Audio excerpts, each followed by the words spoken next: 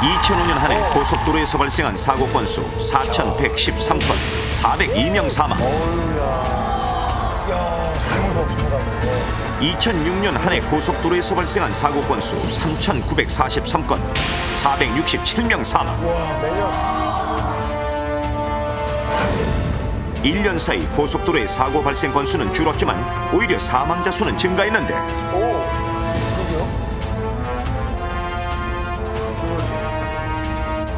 이는 고속도로 교통사고가 점점 대형화되고 있음을 나타내는 증거입니다. 고속도로에서는 운전자의 전방 주시 태만,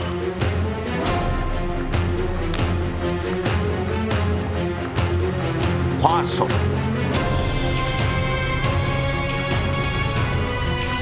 그리고 차선 급변경 등 순간적인 방심이 대형 사고로 이어지는데 따라서 다음과 같은 장소에서는 운전자의 조심 운전이 필수입니다. 고속도로 사고 발생 지역 1위는 지난해 총 2,357건의 사고가 일어난 주행차로, 2위는 총 956건의 사고가 발생한 앞지르기 차로, 그리고 3위는 바로 이곳. 이곳에서는 지난해 총 180건의 사고가 발생해 10명이 사망하고 440명이 부상을 입었을 정도로 사고 빈발 지역. 그렇다면 고속도로에서 세 번째로 사고가 많이 일어나는 도로구역은 과연 어딜까요?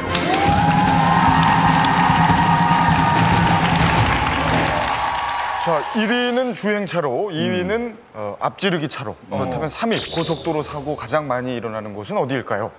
주행차로하고 앞지르기 차로 나왔으면 하나밖에 안 남았습니다. 그러니까 저도 그쪽 지금 생각하고. 그쪽입니까? 저도 그쪽 생각하고 있는데. 그쪽이에요? 네. 어디예요? 어느 쪽? 아니, 같은 쪽이요. 같은 쪽입니까? 오늘도 한석준 씨 생일이에요.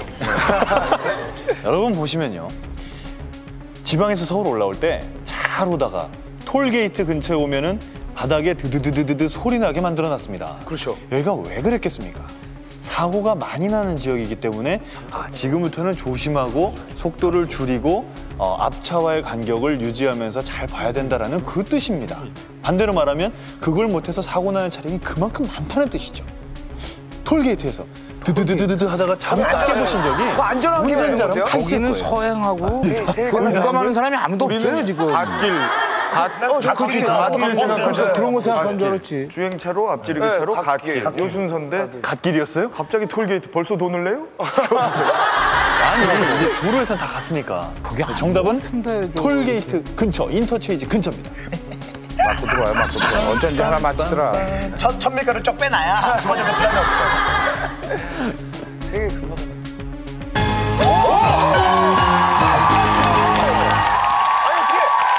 아니 버스는 난 버스 전용차든. 아니 이게 뭐야? 오늘 날이 어이없어. 천천히 가는데 왜 위험해 거기가? 맞아요. 두둑하게 천천히 가.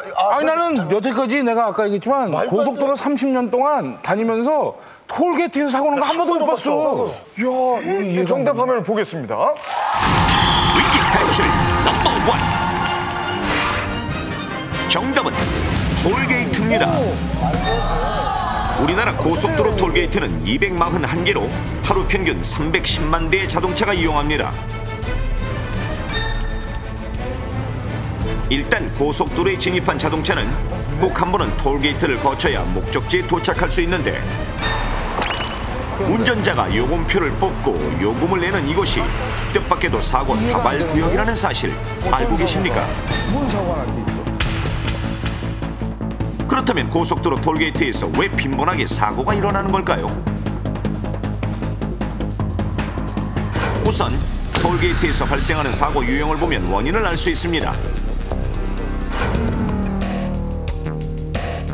톨게이트에서 가장 많이 일어나는 사고는 바로 주정차 중 추돌 사고. 아이고. 톨게이트에 진입한 자동차가 요금표를 뽑거나 요금을 내려고 정차할 때 뒤에서 오는 차량과 부딪히는 것인데 왜 이런 사고가 자주 일어날까요? 그것은 바로 톨게이트에서 요금을 내기 위해 잠시 멈춰야 하기 때문입니다. 톨게이트에 진입하면 도로가 넓어져 운전자들은 그 순간 속도를 줄이지 않고 과속을 하게 됩니다. 심리상 그렇게 되나? 게다가 차량들이 양보하지 않고 아슬아슬하게 끼어들면서 요금소로 향하는 것이 문제. 아, 맞아요. 보니까 이해가 가네요. 과속으로 계속 차선을 바꾸다 보니 주의력이 떨어져 전방을 주시하지 못하게 되고 또한 요금을 준비하느라 앞을 보지 못하게 됩니다. 이때 뒤늦게 정차 중인 차량을 발견해도 속도를 줄이지 못하고 추돌 사고로 이어지는 것. 돈 꺼내다 그러는구나. 또한 고속도로에서 운전자가 장시간 정면을 주시하는 것도 사고의 원인. 고속도로를 장시간 운전하며 지나치게 정면을 주시하게 되면 뇌의 동작 활동이 현저히 떨어지게 됩니다. 이 상태에서는 정차한 차량을 발견했다 하더라도 대처 능력이 떨어져 추돌 혹은 충돌 사고로 이어질 수 있는 것입니다. 그럴 수 있을 거예요. 또한 차량이 멈추지 않은 상태에서 통행권이나 지갑을 찾는 행위 역시 추돌 사고의 원인이 됩니다. 바로 이런 원인들과 부주의로 사고가 발생하는데 실제로 2004년 6월 부산 톨게이트 1번 요금소 요금을 내리고 정차 중이던 이 씨의 승용차를 트레일러가 들이받았고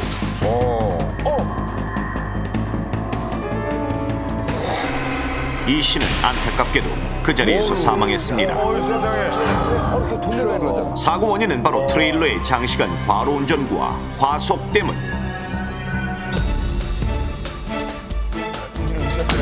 그렇다면 톨게이트에 진입할 때 과속을 하면 얼마나 위험한지 실험해 보겠습니다. 실험 자동차는 시속 80km로 직선 코스를 달린 후 톨게이트에 진입하면 단계별로 속도를 조절합니다. 그리고 요금소 10m 앞에 그려진 정지선에서 브레이크를 밟으면 되는데 자, 과연 결과는 어떻게 될까요? 안전을 위해 자동차에는 스턴트맨 탑승. 첫 번째 실험은 톨게이트 내 적정 속도인 시속 40km, 시속 80km로 고속도로를 달리는 차량. 톨게이트에 진입하자마자 40km로 속도를 줄이고 요금소 10m 앞에서 멈추는데 자동차가 약간 밀리지만 박스를 건드리지 않고 멈춥니다. 역시 적정 속도는 추돌 사고의 가능성이 낮은 것으로 확인되는 순간. 그렇다면 톨게이트에서 시속 60km로 달리면 어떨까요? 톨게이트에 진입하자 시속 60km로 속도를 낮추는 운전자. 그리고 브레이크를 밟는데 자동차가 박스를 툭 건드리며 멈춥니다. 저 정도면 이제 뒷목 버무란 거죠. 그렇죠. 세게 받진 않았으니까. 충격이 크지는 않았지만 가벼운 접촉사고로 이어질 수 있습니다. 그럼 직선 코스를 달리던 속도인 시속 80km 그대로 톨게이트에 진입하면 어떻게 될까요? 10m 전에서 급정거하는데 자동차가 쭉 미끄러져 나가더니 박스 구조물을 처참하게 부수고 톨게이트까지 와. 심지어 요금소를 지나쳐 멈춰섭니다. 이 사고로 박스는 산산이 흩어지고 톨게이트까지 심하게 부서진 상황. 실제 사고였다면 운전자뿐만 아니라 톨게이트 직원까지 위험할 수 있었던 끔찍한 순간입니다. 이처럼 톨게이트에서 과속은 여러 사람의 생명을 위협할 수 있는 위험한 행동.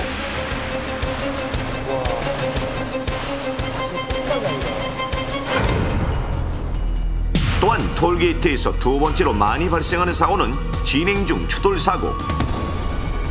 차선이 많으니까 많은 것도 좋고 그러니까. 돈 내고 나오다가 진행 중 추돌 사고는 톨게이트에 진입할 때보다 톨게이트의 요금소를 빠져나갈 때 빈번하게 발생합니다.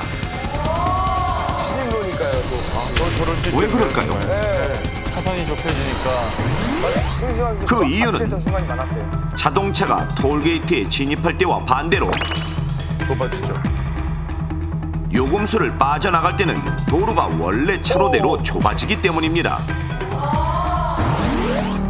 따라서 동시에 요금소를 통과한 자동차들이 좁은 도로에 한꺼번에 몰리고 빠르게 가는 차선인 1차선으로 차량 대부분이 몰리면서 사고가 발생하는 것. 그럼 실제 고속도로 톨게이트의 상황은 어떤지 제작진이 직접 나가보겠습니다. 수많은 차량이 통과하는 서울 톨게이트.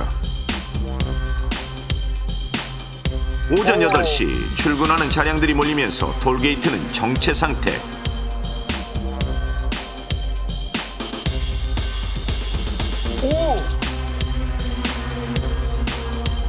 하지만 일반 구간에 비해 하이패스 구간은 소통이 원활해 보입니다.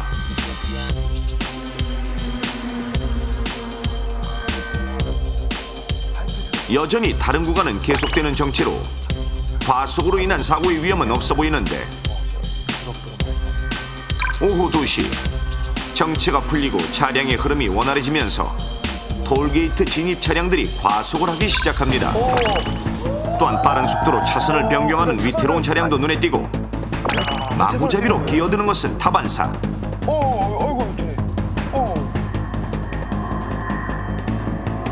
그리고 저기선 잘 껴주지도 않아요. 맞아요. 그렇죠. 오후 8시 주변이 어두워지자 자동차들의 위태위태한 차선 변경과 과속은 더 심해집니다. 거의 묘기에 가까운 차선 변경이 펼쳐지고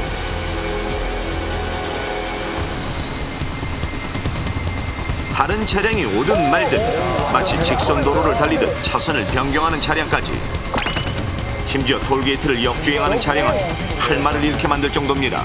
중간에 갑자기 하나가 막힌 거죠. 고속버스 운전자가 대기 중인 차량들을 잇따라 들이받는 연쇄 추돌 사고가 일어났습니다. 이 사고로 10명이 사망하고 21명이 부상을 당하는 정말 끔찍했던 사고였습니다. 그렇다면 톨게이트를 안전하게 이용할 수 있는 방법은 무엇일까요? 운전자는 톨게이트에 진입할 때 절대 과속을 하지 말고 적정 속도를 유지해야 합니다. 또한 차선을 바꿀 때는 앞뒤 좌우를 잘 살피고 급하게 변경하지 않는 것이 원칙. 그리고 톨게이트에 진입해 지갑을 꺼내면 사고로 이어질 수 있으니 요금은 출발 전에 미리 꺼내놓는 것이 좋습니다.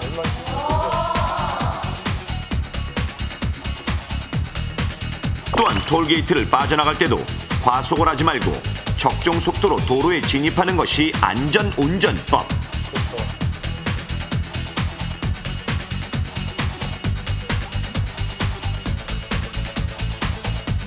만약 장시간 운전으로 졸리면 우선 창문을 열어 환기를 시켜 신선한 공기를 마시고, 그래도 졸리면 라디오를 틀어 잠을 쫓아봅니다. 적정 속도를 지키는 것이 당신의 생명을 지키는 것입니다. 정말 이해할 수 없었는데 화면 보고 나니까 이젠 알겠습니다. 예. 아까 왜 저 톨게이트에서 미리 요금 준비하라는 얘기가 정말 전 가슴에 와닿는 게 제가 대부분이 잠깐만요. 이거거든요. 일단 기본 자세가. 그렇죠. 저는 좀 제가 답을 맞췄음에도 불구하고 반성되는 게 나갈 때 표 뽑지 않습니까? 저는 서지 않고 뽑아요. 정말로요? 어떻게 그럴 수가 속도 있어요? 팔이 기니까 속도만 줄이고 쫙 뽑아서 바로 가거든요. 짧게 뽑으세요? 예. 근데 이게 참 나쁜 건데 저는 이게 자랑이었어요. 나는 안 쓰고 뽑을 수 있다 이게. 저는 뭐 운전 굉장히 경력도 길고 잘하거든요, 운전. 근데 이상하게 고속도로만 가면 막 이렇게 떨려요, 막. 너무 세게 달리니까. 맞아. 이 고속도로 운전에서 자신감을 확보하는 그런 방법은 뭐가 있을까요, 형님? 딱히 자신감님? 고속도로 사고 중에 약 21.4%가 졸음 운전입니다. 많구나. 운전을 하다가 졸릴 때는 반드시 휴게소에 들어가서 쉬는 것이 최선의 방법이고요. 고속도로를 또 운전할 앞두고는 차량을 이상용으로 점검하는 것도 좋습니다. 그리고 2시간 정도 운전한 다음에는 10분 정도 쉬는 것도 템포 운전으로 장거리 운행에 필수라고 생각할 수 있습니다. 이런 것도 지키면서 차선도 지키고 그래서 방어 운전을 하면은 자기가 목적한 곳까지 안전하게 도착할 수 있습니다. 저는 이제 부모님이 대전에 계셔서 뭐 한 달에 한 번 정도는 가거든요. 2시간 정도 잡고 가는데 반드시 저는 1시간 딱 하고 쉬어요. 왜냐면 휴게실에 호두 과자를 꼭 먹어야 돼요. 그거 또 맛있죠. 천안에서 꼭 하나 먹고 그 재미예요. 우리나라가 IT 강국이지 않습니까? 그러다 보니까 그 고속도로에서 요금을 결제하는 방법도 외국처럼 멈추지 않고 통고하는 여러 가지 방법들이 계속돼서 개발이 되고 있는 것 같아요. 타입했어요. 아무튼 그 톨게이트에서 적정 속도를 유지하는 것만이 톨게이트의 사고를 예방할 수 있는 하나뿐인 길이라는 거 여러분 꼭 기억하시고요. 안전운전 하시기 바랍니다. 자, 계속해서 다음 문제 가겠습니다. 문제 주세요.